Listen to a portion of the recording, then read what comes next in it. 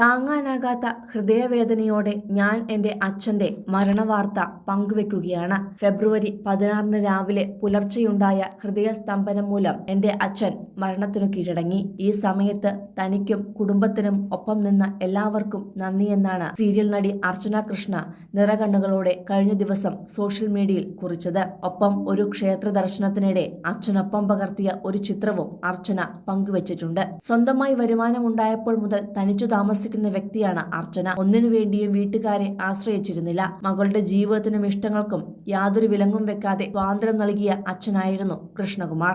മകളെ ഒറ്റയ്ക്ക് പോരാടാൻ കരുത്തുറ്റിയാക്കിയ അച്ഛനും.